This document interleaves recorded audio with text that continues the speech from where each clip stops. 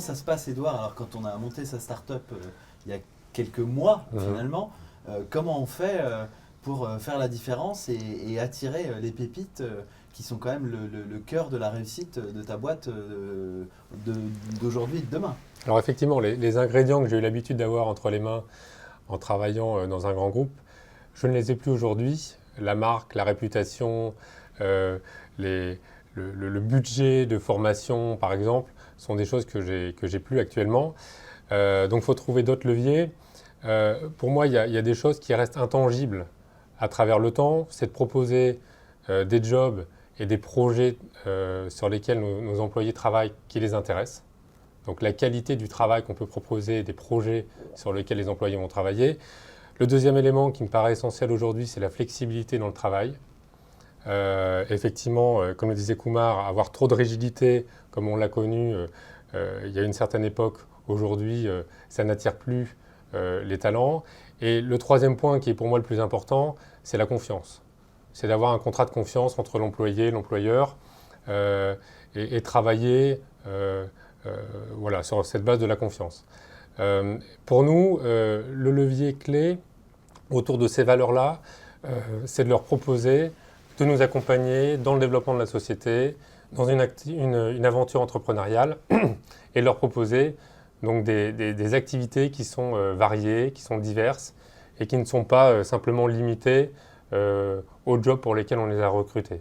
Donc pour nous, c'est vraiment le point clé, c'est de leur dire vous allez être notre bras droit en tant qu'entrepreneur, en tant que fondateur, et vous allez nous aider à faire grossir la société, à la développer. Et derrière, ça peut vous offrir également d'autres opportunités assez rapidement. Donc, si je comprends bien, tu leur vends une aventure et un projet avec des fortes capacités de développement pour eux en termes de carrière et tout ce qui va avec. Absolument. Et quand on parle de développement, de formation, c'est vraiment sur le terrain, en nous accompagnant, plus qu'en suivant des formations classiques comme on peut connaître. Mais c'est vraiment une expérience terrain avant tout. D'accord, ok, très bien. Très intéressant. Et si on va dans une société un peu plus grosse, Mathieu, qui est Descartes Underwriting, comment est-ce que ça se passe? Quels sont justement aujourd'hui, même si tu as rejoint Descartes Underwriting il n'y a pas si longtemps que ça, aujourd'hui ta vision et tes tips et qu'est-ce que tu proposes aux candidats? Quelle est votre différenciation sur le marché? Je pense qu'on retrouve pas mal d'ingrédients. Je pense que la première chose, plus que la marque employeur, moi, ce qui est important, c'est la promesse employeur. Qu'est-ce qu'on promet aux collaborateurs? Comment on va le faire évoluer et ça doit transpirer. Il faut qu'on soit sincère dans la vérité. Nous, on fait de l'assurance sur les risques climatiques. On n'est pas une boîte, on ne sera pas Google. On est une réalité, on fait de l'assurance. Et il faut déjà remettre le sens noble de l'assurance, on protège des gens. C'est quand même si ça fait pas rêver, mais il y a quand même une vraie noblesse, je trouve, dans le job. Et ensuite, on a la chance, sur les risques climatiques, d'être vraiment à l'avant-garde, au début, pionnier sur le paramétrique sur ces sujets-là. Donc, nous, on leur promet l'excellence. Il y a vraiment des gens exceptionnels, donc vraiment dans un environnement de travail très challenging. Alors ça, et c'est justement là où on ne va pas leur dire, on va pas te faire faux semblant, ça bosse, ça bosse dur, mais c'est des gens qui partagent entre eux sur des sujets hyper précis, hyper pointus, dans Paris, avec depuis ce matin 26 nationalités pour 80 collaborateurs, donc c'est une diversité exceptionnelle. Dans l'escalier, on dit bonjour et hello en même temps parce qu'on ne sait jamais trop quelle va être la langue. Donc c'est cette confrontation et cette richesse culturelle de confrontation avec cette excellence qu'on vend. En tout cas, on la vend parce que quelque part, le collaborateur, maintenant, c'est notre premier client, avant même le client aujourd'hui. Et en essayant de préserver une ambiance de travail qui reste quand même, malgré la force de travail et la capacité de travail qui est nécessaire, de faire dans de bonnes conditions. Et là, c'est pour ça que je suis arrivé, pour aussi les développer, les aider à grandir, parce que c'est vrai qu'on a 3 ans, donc on est encore c'est encore la phase un peu euphorique, on n'a pas encore touché les vrais problèmes, mais il y a des collaborateurs qui commencent à avoir 2-3 ans d'expérience, donc comment est-ce qu'on les accompagne pour devenir manager, pour prendre des responsabilités, pour accompagner cette croissance en France, peut-être demain au UK, aux US, Singapour, on y est déjà présent commercialement, peut-être qu'on le sera plus en termes de produits. Donc c'est tout ça, c'est effectivement aussi faire partie un peu d'une aventure, d'être sur une boîte qui démarre assez leader sur ce sujet, qui est aujourd'hui une niche, mais qui est amenée à se développer parce que la tech n'avait pas encore vraiment touché l'assurance, elle a touché plein d'autres secteurs.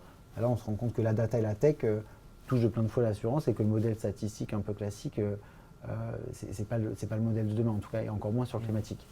Mais est-ce que justement on peut parler de raison d'être? Est-ce que les candidats qui viennent chez toi ou qui tapent à la porte de Descartes Underwriting sont intéressés par la mission que propose ta société et qu'ils ont envie de contribuer? Est-ce que c'est un driver important ou pas forcément, même on peut pas bosser dans une boîte qui traite tous les jours de risques climatiques, qui scrute les ouragans, les tremblements de terre, les sécheresses, sans être sensible à ce sujet-là.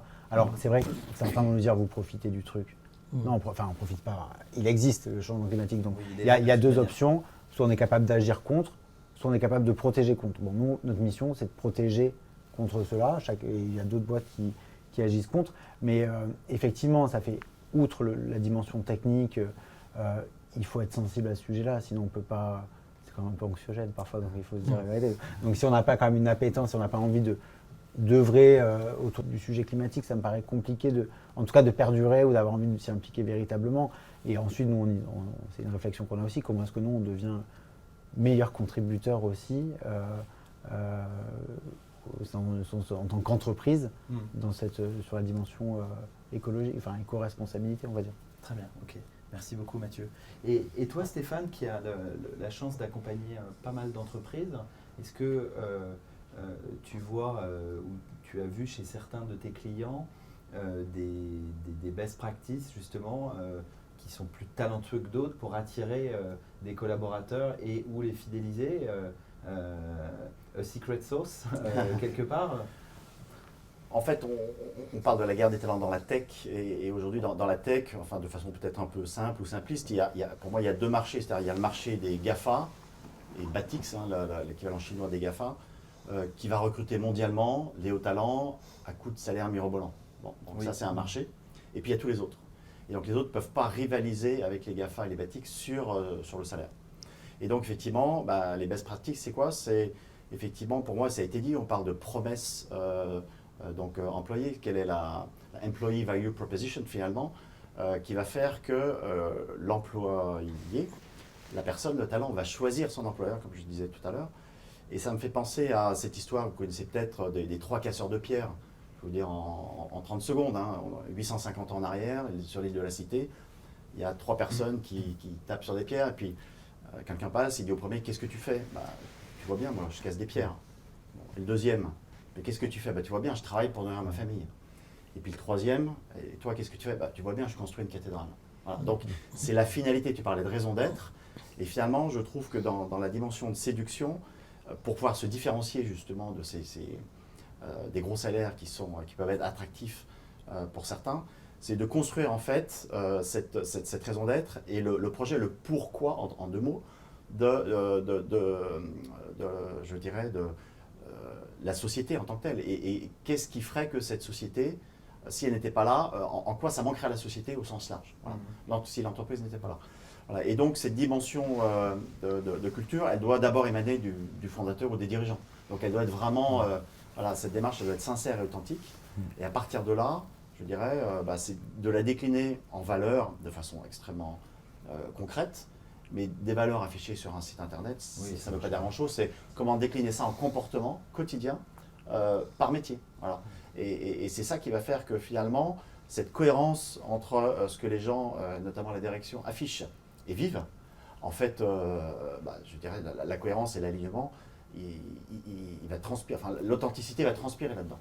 Et ça va être un différenciateur assez important pour attirer les personnes.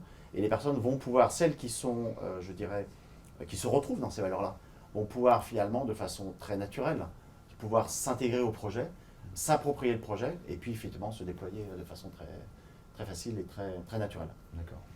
Donc des preuves, de l'authenticité et bien montrer la raison d'être qui va aller au-delà forcément du job au quotidien. Voilà, et ça permet effectivement à l'entreprise d'avoir cette dimension de séduction, mais aussi d'alignement entre ce qu'elle est profondément, son identité en tant que personne morale, avec l'identité et ce qui anime vraiment les personnes qui souhaitent rejoindre l'entreprise. Et donc le match se fait, la greffe, je dirais, se fait beaucoup plus facilement, naturellement, pour le bénéfice de tous en fait.